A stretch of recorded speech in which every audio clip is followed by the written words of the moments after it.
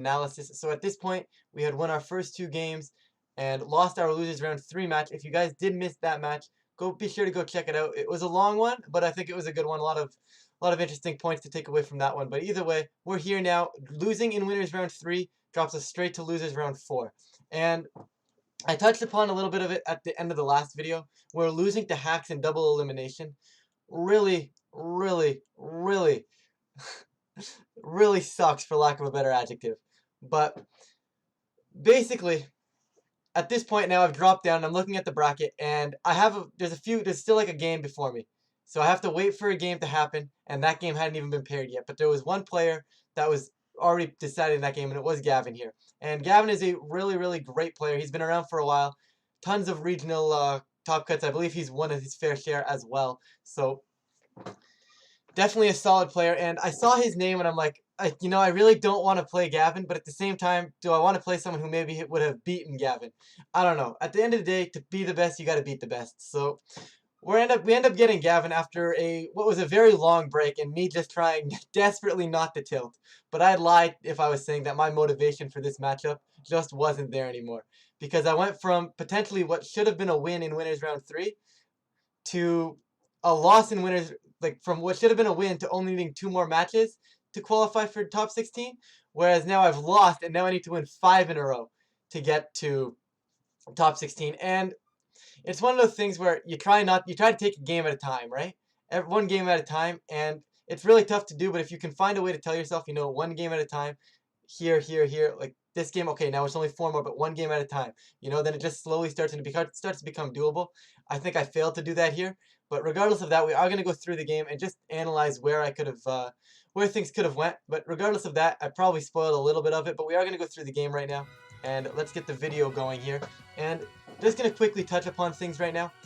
Everything on his team is basically standard minus 2 Pokemon. The Amoonguss standard with the Energy Ball.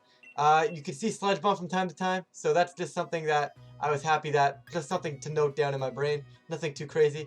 Everything else was standard. The Metagross was interesting with Steel Rollers and Headbutt and Stomping Tantrum.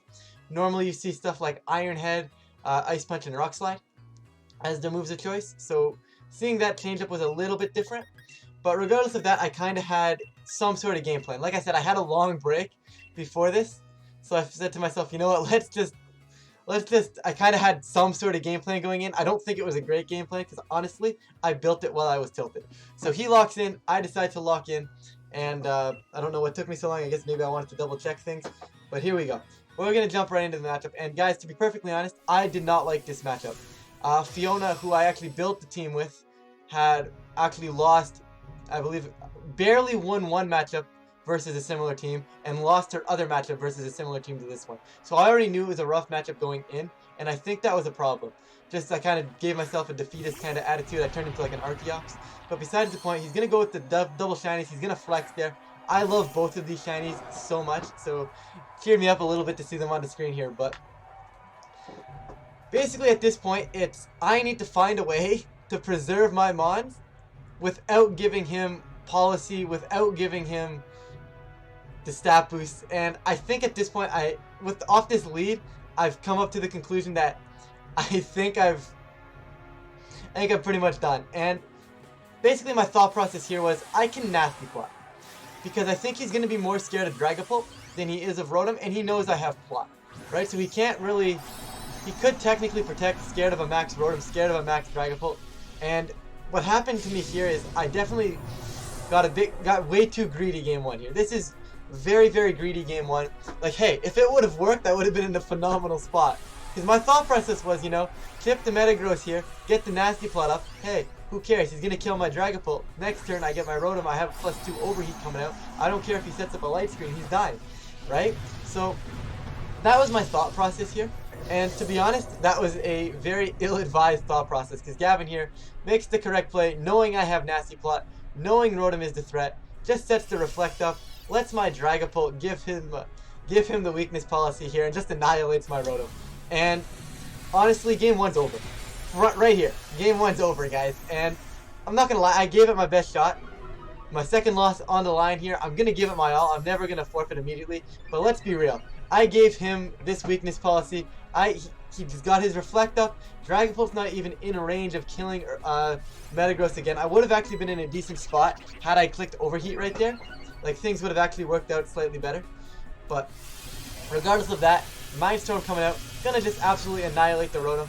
And I think this one is kind of just me playing too intuitively, right? Like, I saw the team sheet, it was right in front of me, but I got greedy. I don't know what I was expecting, but I think I kind of just got caught up in the fact that, oh, he's going to target Pulp because he can't touch Rotom. And that's normally how that goes versus Metagross. But when he has something like that Zen Headbutt, he actually has the potential to hit me, which is just really, for lack of better adjectives, guys, it's just really, really bad. And at this point, this was a bad play as well. At this point, like I said, the game was over, but I still had a chance. I could have called. You got to try and call the max guard. I am desperately just trying to make something out of nothing here. And once again, he makes the correct play. Doesn't need the max guard. I could have just doubled the Metagross and killed it, but he made the right play there. Maybe most likely, let's be real, probably predicting me to predict the max guard because I could have just doubled it and killed it. And I don't know why I didn't just double it and kill it. I was so far behind. I think I needed him to mess up. Like, him messing up was my only chance there. And now we're going to see him take out my Dragapult here.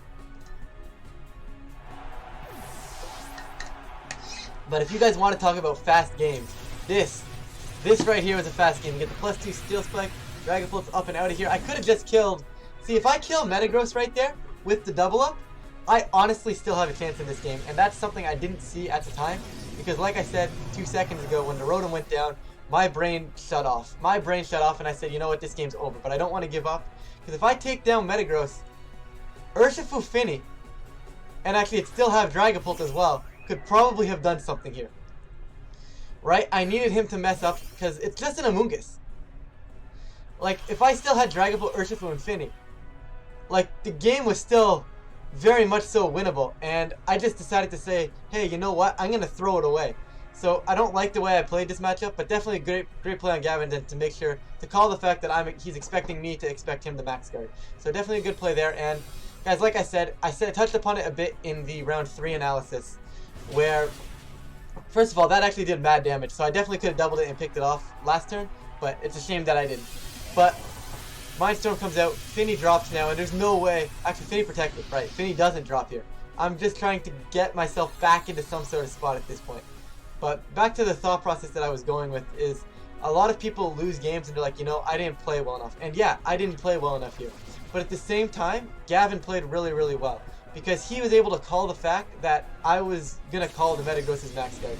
Right? So he definitely played his game well. But if I would have doubled Metagross, and who knows, maybe he had something in the back he was comfortable with winning with, even if Metagross has gone down.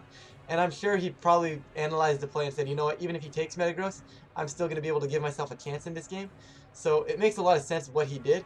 But there we go, you see the Metagross protect. Urshifu, of course, being asleep, meaning, hey, you know what, he's free to protect it because Urshifu can't go through it. Muddy Water coming out, I basically need an accuracy drop on this Amoonguss and dodge a Spore. But we actually just missed the Amoonguss straight up, so this Tapu Fini is basically going to get boxed after what happened last round and this round here. But I mean, it was still a pipe dream at this point to win this one, guys. And honestly, at this point, I should have just respected it and clicked the big old forfeit button. But it's only a few turns anyways, and playing it out actually gave me time to think about my game plan for game 2. So I play it out, just start thinking for game plan game 2, and I actually do wake up relatively quickly here with an Urshifu Wicked Blow here. Gonna connect, gonna go into the Amoonguss, and if I can see what he has in the back, it can at least maybe change things going into game 2. So I'm gonna get the Steel Roller from the Metagross, getting rid of this terrain, and just ripping through the Finny. Of course, now I have Urshifu on the field, but I know I have a Sash, but Urshifu doesn't have a spread move. Yo, what if there was a dark physical spread move? I guess that's Brutal Swing. Yo, I should have been running Brutal Swing Urshifu. I would have had a chance. No, but I would never be running Brutal Swing Urshifu. But all jokes aside, though, this game's over, guys. It's most likely going to be Tapu Fini in the back. Basically, at this point, I am just playing it out to see. He actually smartly makes the play of letting me kill Metagross. Just puts me back to sleep. Gets Fini, and now it's guaranteed to be game over. But it was guaranteed to be game over anyways because he had a Fini. So Spore is going to come out here into my Urshifu, and I believe at this point I should have forfeited, because I've already thought about what I'm doing game 2. And I think my game plan going into game 2 was just bring the same pieces, but play the game better. And as we see the Finny come in right now, and it's just all about conservation, like piece conservation here. And Gavin, of course, preserved his pieces a lot better and definitely took advantage of what I gave him. I gave him his policy, which I mean was not a great play on my end. But Gavin capitalized, and we're going to get to game 2 here, because this, if you guys want to talk about fast games, that was a fast game.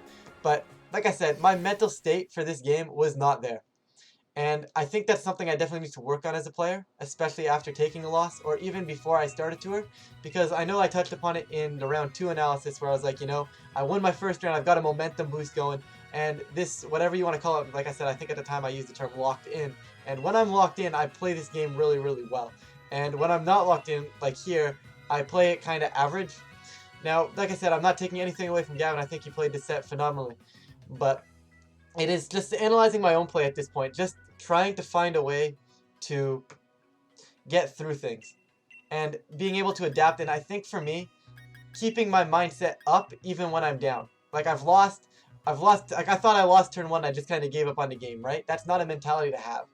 I need to find a way to somehow persevere and see the win cons even when my mentality necessarily isn't the greatest. But regardless of that, we're just gonna, I figured, what's the point of playing that mind game of, am I going to do the same thing, am I not? I had enough time at the end of game 1 to figure, hey, maybe I'm going to change something, and obviously it didn't work for me. So even though I locked in relatively fast, there's still potential that, hey, I'm going to be doing something different here. So I thought to myself, okay, what can I do? And I figured what I'm going to do is I'm going to just play a little bit safer with Rotom. And immediately turn 1, I decided to abandon that. Now, he made a great play. Turn 1, I'll give you that, but I will wait for that to happen. He made a very good play. But regardless of that, I still think, once again, I could have capitalized. And we have mind games, and I was almost, I guess, a game ahead in these mind games, to be perfectly honest, which is kind of interesting when you think about it. Because my game 1, turn 1, actually would have probably won me the game had I done it again in game 2, which was crazy. So, regardless of this, he's going to go with the same lead with the Grimmsnarl and the Metagross right now. And, guys, the thought process behind this lead, since I didn't really explain it too much here, is the fact that he can only set one screen, right? He can only set one screen. He has to pick. Does he want the Reflect? Does he want the Light Screen? And here, it's one of the things where, do I want to give him the policy?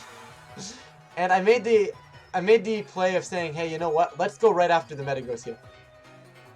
Let's go right after this Metagross here. If I can get a Phantasm and an Overheat, put it in Sucker Punch range, then he's not going to be able to steamroll off of me, and I can potentially still pivot out of that and still do well. Still have this game in the end game. But he makes a very smart play here, going for the Protect, so great play. And like I said, had I gone for a Phantasm and a Nasty Plot here, we would have been in a phenomenal spot, because even then, the next turn when he sets Light Screen up, like, it would have still ripped through him. But we do see the Protect. He's actually going to Max Guard. Excuse me. It was a Max Guard, not a Protect. But still a great play on Gavin's end, and like I said, he figured this was my lead, right? He figured my game plan out, and my game plan was basically force him to set up 1.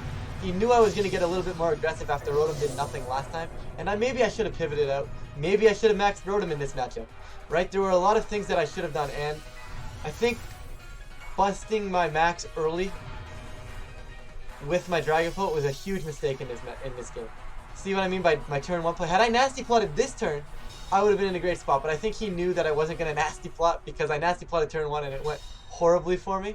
So kudos to him for calling that one. But now at this point, I'm in a lot of trouble again. I said it before, and at this point we just double the Metagross here. Because he shut down my whole concept. My whole concept was he can only pick a Light Screen or he can only pick a Reflect. Right? And at this point, he's capitalized on that. He's gotten his Reflect up, and now he gets his Light Screen up, and he's got both of them up with this Metagross at full health. And that's what he wanted, right? And that shut down my entire lead, right? Had I done that game 1, had I just gone for Phantasm Overheat game 1, I would have been in a phenomenal spot, and I think it honestly would have worked. But unlike how things went, I got greedy, right? And the thing is, had I gotten aggressive game 1 and killed this Metagross immediately, because looking at this damage off this whole Overheat here, right? Because we're going to get to see this damage. And looking at the Overheat damage, this is through a Light Screen. In game 1, he didn't have Light Screen up, turn 1. Had I just gone Overheat, Phantasm Overheat, this Metagross would have been dead. So, looking back on it, I could have I reversed the games, if that makes sense. Like, game 1, my game 2 plan should have been my game 1 plan, and my game 1 plan should have been my game 2 plan. But that's just I think that's just me being in my own head and getting a little bit greedy for game 1 there. But at this point, now I'm forced into Urshifu, basically with Sucker Punches here. I believe, actually, I might have brought in Finny, which also not a great play. Why did I bring in Finny? But basically, we still have our Dragapult on the field right now. We could predict the fact that he's going to go for the Protect again.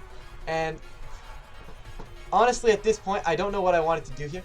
I honestly don't even remember. Like, this game has honestly been blocked out of my memory. It was not a very well played game by me. Of course, it was a great game, very well played by Gavin, of course. But anyways, we're gonna I think I just doubled the Metagross here with a, do I Combine? I don't even remember. I did decide to Combine. Basically, Grimmsnarl's stuck in a spot right now. Grimmsnarl's stuck on the field. It's not doing anything. We just killed the Metagross here, which is perfect. Metagross goes down, and Grimmsnarl, I believe, clicks Spirit Break.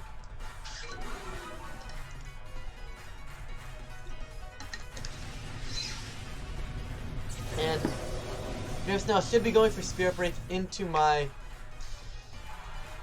as my highlighter falls off my desk. But Grimmsnarl should be going Spirit Break into the Finny here, I believe is what happened here.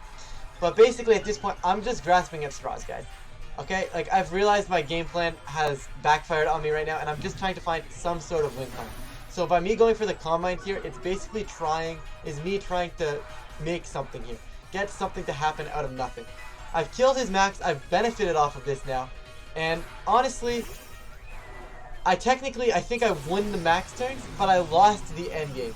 Like, there's this saying that I've heard a few players say in the past, and it's, win the game, not the turn. And I did a lot of winning the turn in this game too, rather than winning the game. So Gavin played this really, really well here, and as you can see, I'm still very indecisive, and more often, when I'm a locked-in player, and I'm in my game mode, I'm a lot less indecisive. You know, I don't just hover back and forth. I kind of know what I'm doing. So seeing this from me in theory here, really, and like in match analysis here is not good to see. But anyways, Tapu Fini, of course, going for the appropriate Combine right there. And at this point, I said to myself, there's no point in Combining. First of all, Phantom Force was just a bad turn for me. There's no point in Combining. I'm gonna go Muddy Waters. Muddy Water is my win con at this point. Getting accuracy drops, of course, is going to be the play. As you can see, I don't get either of them. He does correctly Spirit Break into the Tapu Fini as well. I could have potentially saved Dragapult and swapped in Urshifu there. It would have been relatively free. Could have gotten a Moonblast into the Fini. But as you guys do see there, the Fini is faster than our Fini. So not something I like to see. Especially moving in. If we were to get a Game 3, it's something to keep in mind. But at this point, basically, Dragapult comes out of the Phantom Force. He kills the Dragapult. He has a Finny, a Grimmsnarl, and probably an Amoonguss in the back versus my Tapu Fini. This game's over. There's not a lot I can actually do. But Moonblast's going to come out, like I said. Down goes Dragapult. And even if I decide to Combine here, but I think I just went back for the Muddy Water. I wasn't even paying attention to the video. But I actually go for the Moonblast, trying to pick off this Dragapult, this Grimmsnarl, which actually crits and does do just that. So we do get a nice little critical hit there, and as Grimmsnarl comes in. Although I was going to say, I don't know if that actually helps me or hurts me, but I think either way, at this point, the game was over as Urshifu's coming in. Because, realistically, my one win con here is to start setting up Combines as I kill Amoonguss. And he does a very good job of just making sure he kills Urshifu here. Because the one way he loses is to give me Sash, Wicked Blow, which we saw should have been a 2-hit knockout in Game 1. We saw it do over 50%, so we know it's at least a roll to be a 2-hit knockout here. So Urshifu, of course, I'm going to Detect here, just to try and give myself a little bit of extra damage, because he's doubling the Urshifu. Every single day of the week, he's doubling the Urshifu here. There's no doubt in my mind. So he either doubles the Urshifu or Rage Powders and hits the Urshifu. Those are the only two options he can make there. So I make this play, cover that option, and basically give myself an extra turn. And he goes for the Energy Ball into the Urshifu, and at this point, I'm still in a spot where I need an accuracy drop. There wasn't a lot I could have done. I do decide to go after the Amoonguss here with a Muddy Water and a Wicked Blow. But I think it's just too late. I need a Muddy Water drop. We get the Urshifu Wicked Blow coming out. The Wicked Blow does decide to come out. We're going to connect here into the Amoonguss. And we're going to get the critical hit, of course, because it's a Wicked Blow. I don't know why I was shocked by that. But we actually see it do less than it did the last time. But not that it matters, because I'm only getting one of them off. Because, like I said, he correctly makes the play of getting rid of this Urshifu. Yes, I'm sashed, but he just doubled it. I'm gone now. And now it's Finny versus Finney and Mungus. I'm actually going to get the Muddy Water off, and basically my win con is the same as it was 20 minutes ago. I need an accuracy drop. I get it onto Finney, which does not help me. It actually just ends up prolonging this game. So, right here, realistically, a forfeit is, this is where I should be forfeiting, right? Like, what are the actual chances that I pull this game back? I need to hit my Muddy Waters. I need to lower his accuracy on all the connected Muddy Waters I get. I need to dodge Spores. I need to dodge Moonblast. I need to literally dodge everything in the kitchen sink. So, it's not going to happen at this point. He smartly Calm Minds, making sure I'm doing 0 damage to that type of Finney without a crit. So that is a smart play on his end as well. And I believe Amungus just starts clicking Spore here. But at this point, guys, it's all just elementary. Me just clicking Muddy Water, hoping to get some sort of win con here. And this is my out.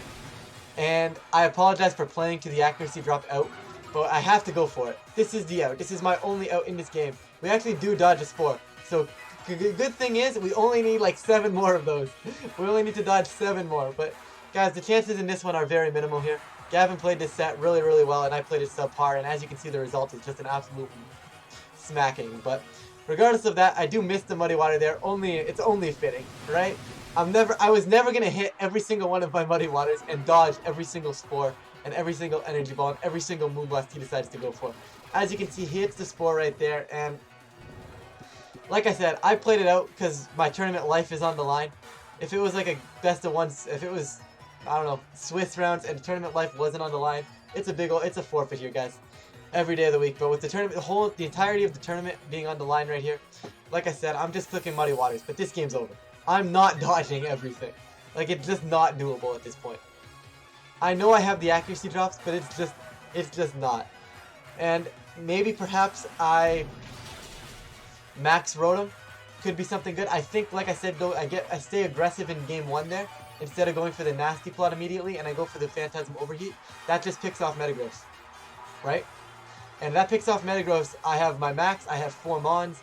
I probably win that game. I still have my Rotom. That game is probably won by me if I just play that right turn 1.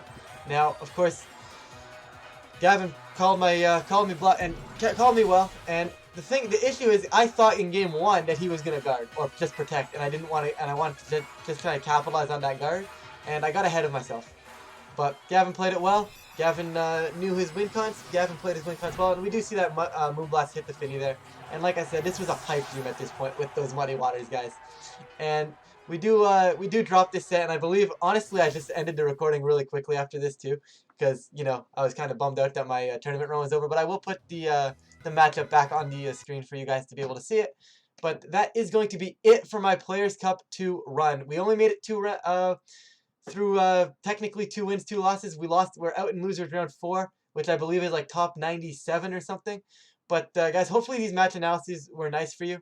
Were helpful for you guys if you guys are watching these for the info. If not, just I think getting, like, in my opinion, just seeing something seeing why a player makes choices they do is honestly just really enlightening, right? Whether you agree with them or not, yes, some of them were bad choices, right? But seeing these things and analyzing them, and like I said, throughout these things, I've noticed bad plays on my end too.